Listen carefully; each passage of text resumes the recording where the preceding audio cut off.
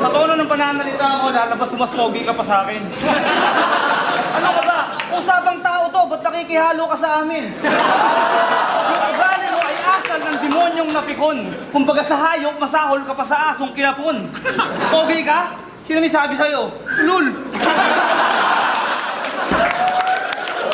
Pogi ka? Sino may sabi sa'yo? Kahit ganito mukha ko, di ko pagbabalit sa mukha mo. Yung mukha mo, tabingi. Malabo magpantay. Tabasa mo ng itak o kaya papalo mo kay Panday.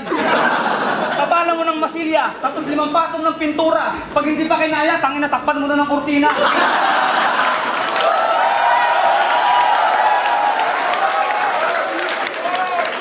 Alam mo, nung unang kita ko sa'yo, akala ko yung mukha mo sinumpa. 1 linggo kung di nakatulog, tapos dura ako ng dura.